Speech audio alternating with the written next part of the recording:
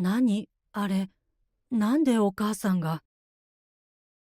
私たちが結婚記念日に予約した高級レストランで、義母は優雅にディナーを食べていた。それも義母のもとへ運ばれる料理は私が予約したコース料理ばかり。結婚25年目の銀婚式だから豪華に行こうと、私や夫の好きなものをたくさん取り入れた特別なディナー。私たち夫婦の思いが詰まった記念の食事を義母に横取りされた。腹渡が煮えくり返る思いをしながら義母のもとへ行こうとしたとき、私の電話が鳴る。その内容を聞いて、私と夫は大慌てで店を飛び出した。私の名前は明美、49歳で会社員をしている。夫の春人は50歳で、夫婦仲は極めて良好だ。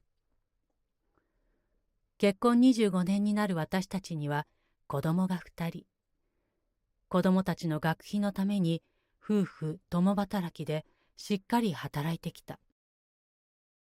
おかげで大学まで進学させてあげることができ、今は2人とも家を出て社会人として立派に働いている。そのため子供たちにはお金がかからなくなったが、老後の資金を貯めるほかに、高齢のため入院した義父のために共働きを続行。私たちは義実家から車で30分程度の場所に住んでおり、義父が入院している場所は義実家からはそれほど離れてはいない。私と夫は頻繁に義父の見舞いに行っては献身的にサポートをした。義父は基本的な世話は病院がしてくれるし、何かあったら義母もいるから私たちに夫婦の時間を大切にしろという。いつも私たちのことを気遣ってくれる義父はとても優しくて穏やかな人だ。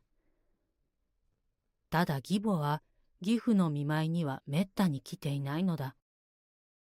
その上、我が家に突然やってきては、同居しろと要求したり、仕送りをしろと言ってきたりするので、頼りになるとは思えない。義父の言葉はありがたいが、あんな義母に義父の世話は任せられないので、やはり私と夫は義父に頻繁に会いに行った。私たちが行くと義父は、明美さんと春人にばかり負担をかけて申し訳ない。いつもありがとう。とお礼を告げてくれる。私は義父には結婚当初から優しくしてもらったし、たくさんの恩があるので、このくらいのことは何でもなかった。そんな中、私と夫の結婚記念日が近づいてきた。せっかくなので、久しぶりに高級レストランを予約することに。人気のお店なので予約が取れるか心配だったが、夫が取ってくれた。この頃、夫婦二人でゆっくり外で食事などしていなかったので、私たちはとても楽しみにしていた。それと同時に、義父の生活が楽になるよう、身の回りのものを整える。病院から急な呼び出しがないように、日用品などの余裕を作ったのだ。義父には結婚記念日のディナーについて伝えたが、義母にはその話を一切内緒にした。私たちの結婚記念日が近いことは義母も知っている。ただ、高級レストランを予約したことを伝えれば、一緒に連れて行けと言い出しそうだったからだ。それくらい厚かましい性格をしているのだ。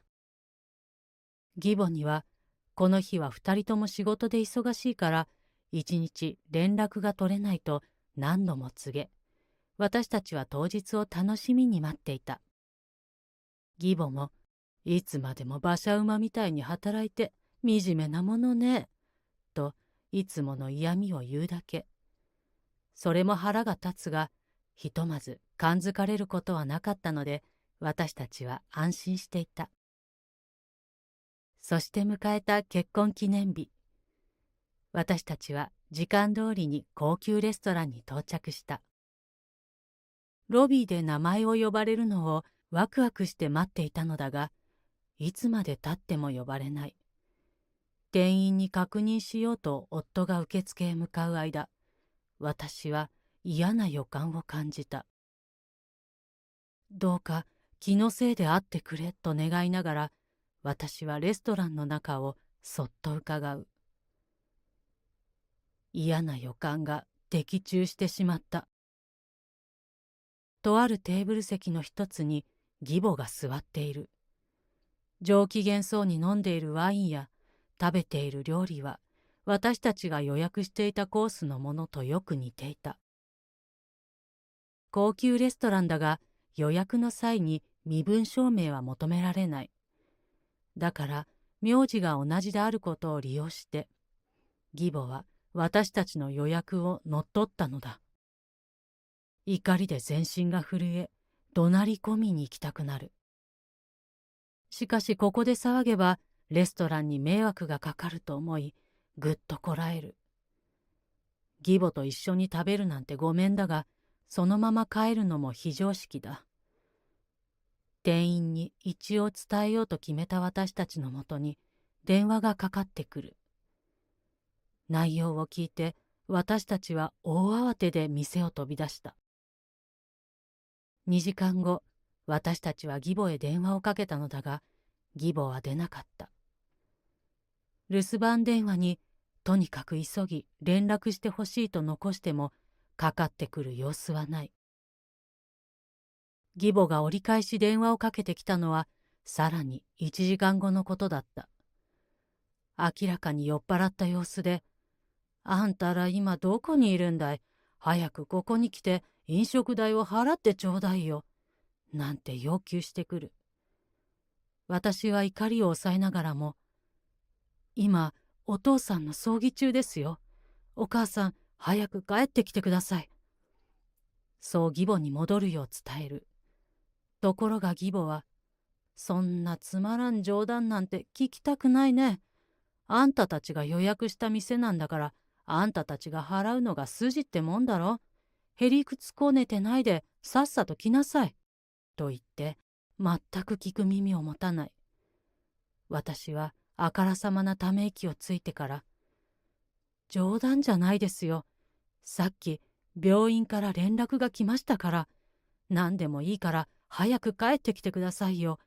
あなたにとっては旦那さんの葬儀なんですよ。義母にそう伝える。それでも義母は信用していないらしく、私を嘘つき女だと言い始めるので電話を切った。その後、義母は何度も何度も電話をかけてくる。しかし内容は変わらず、葬儀なんて嘘ついてないでさっさと来なさい、金を払いなさい、ばかり。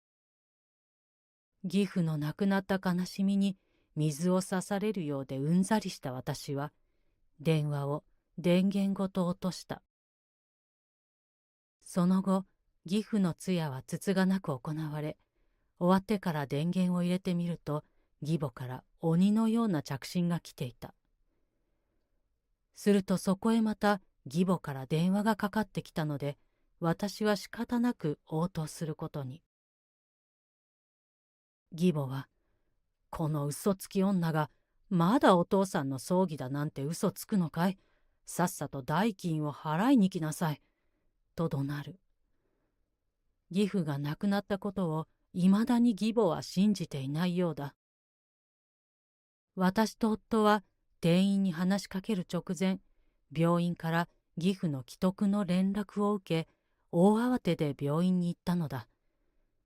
しかし、義父の顔を見た直後に他界してしまった。義父はまるで私たちが到着するのを待っていてくれたかのようなタイミングで、この世を去ってしまったのだ。私たちは悲しみに包まれる中、通夜の準備やら親戚への連絡やらで何から何まで忙しく過ごしていた。義母が私たちが予約していたレストランで勝手に飲み食いしていたことに対する怒りは義父が亡くなってしまったという衝撃と悲しみ、そして通夜の準備などの忙しさで、今の今まで忘れていたくらいだ。義母にも電話をかけたが出なかったので、義父の通夜を執り行った。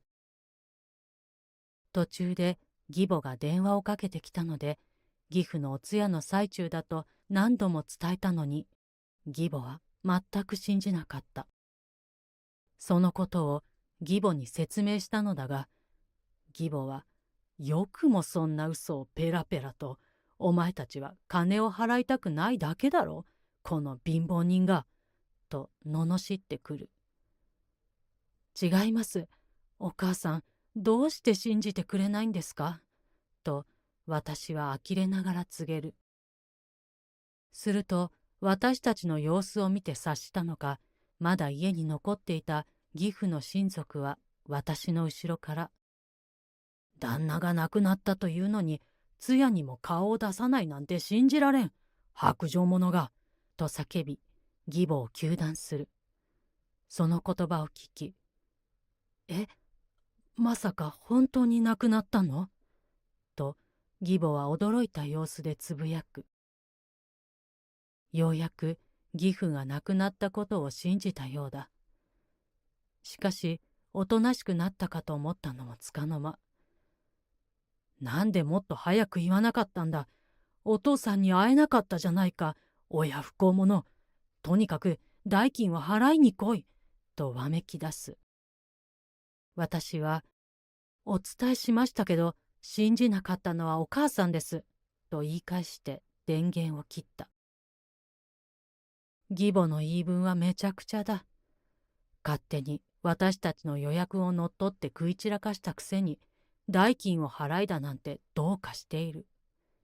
その上、お父さんが亡くなったことを知っても、特に悲しんでいる素振りもない。お父さんが亡くなったことより、とにかくレストランの代金を私たちに支払わせることに必死になっている印象だ。あんなにいいお父さんとこんな最低な義母がなぜ結ばれたのだろうか。不思議で仕方ない。それに、大体義母はどこで私たちがあの高級レストランを予約していることを知ったのだろう。私は記憶をたどってみるが思い当たる節がない。すると夫はもしかしたらと言って眉をしかめた。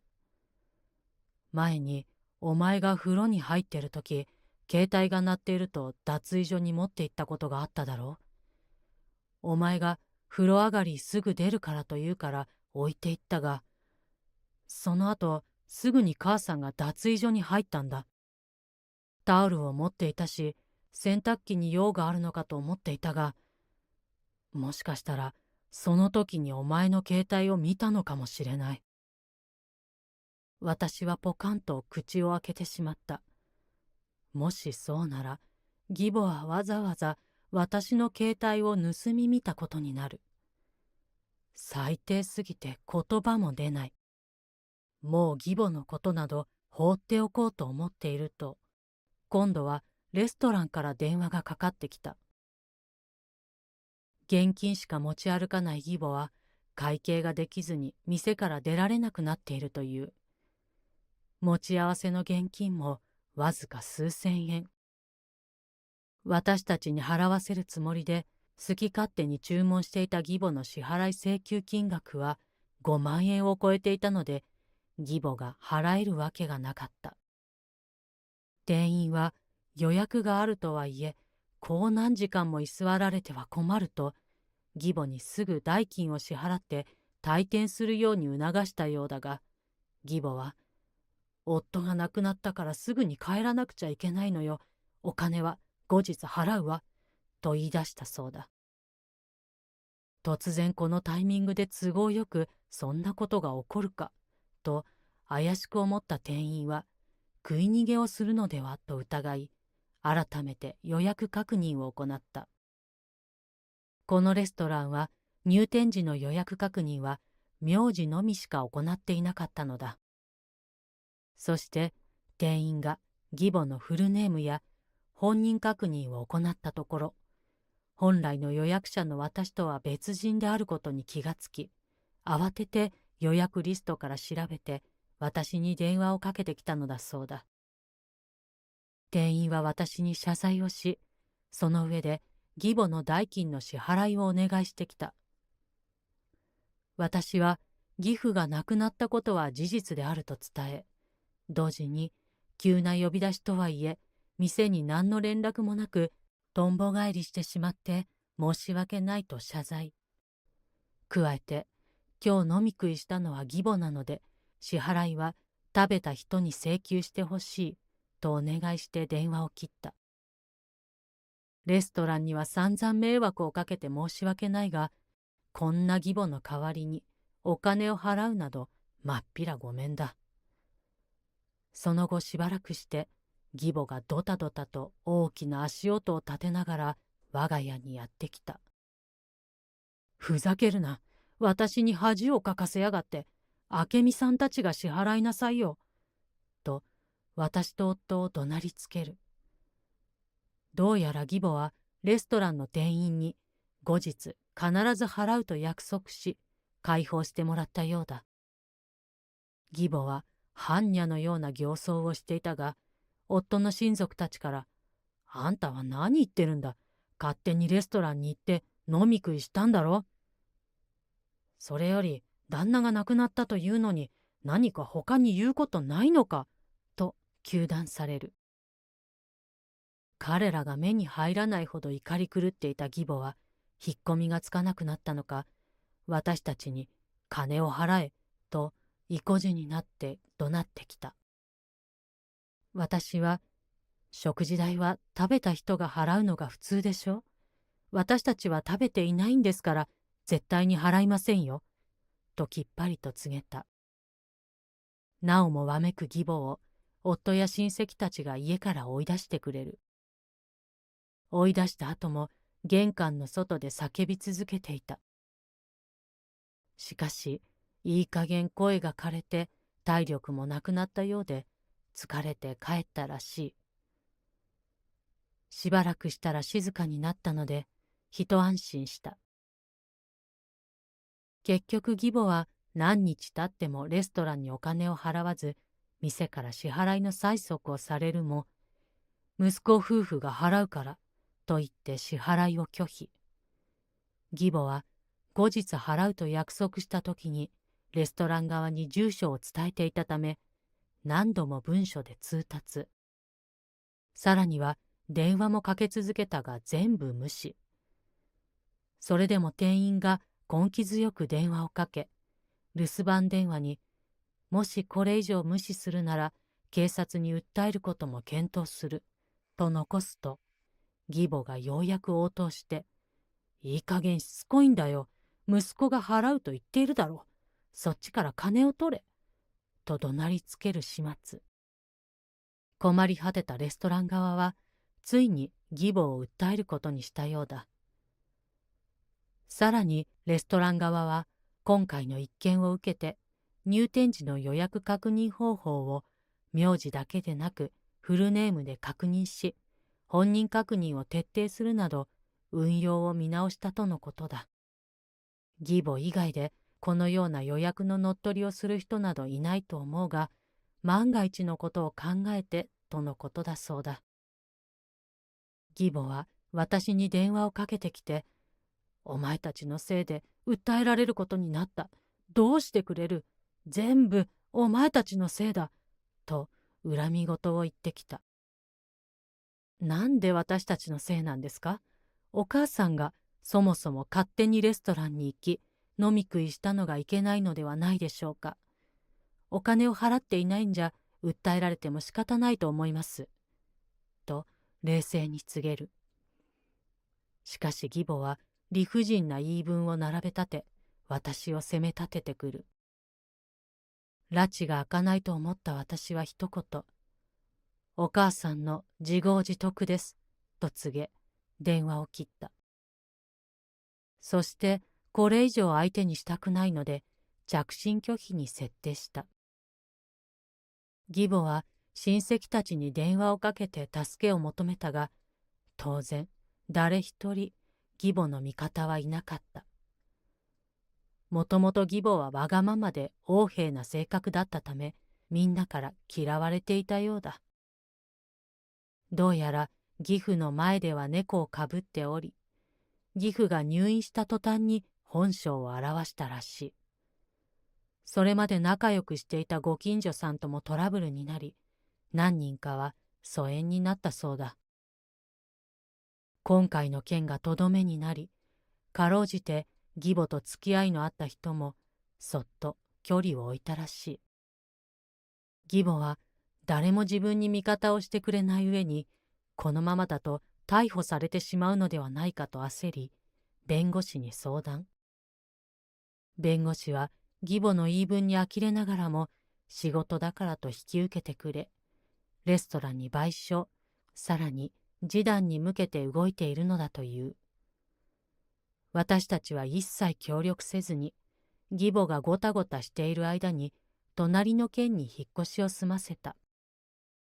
私と夫の会社にも通える距離のちょうどいい物件を見つけることができたのでよかった。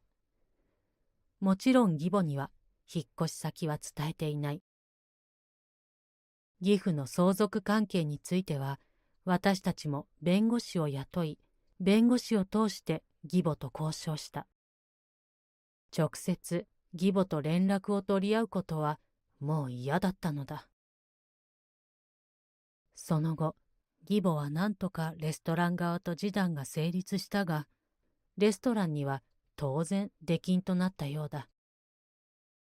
これで一件落着かと義母が安心したのもつかの間、息子夫婦の結婚記念日のレストランを乗っ取って無銭飲食して訴えられ、夫の死に目にも会えず葬儀すら出なかった薄情者だとご近所中に噂が広まってしまった。義母が外を歩けば、知っている人にも知らない人にもひそひそと噂話され、とても肩身の狭い思いをしているようだ。それでも義母はご近所さんに、私は悪くないのよ。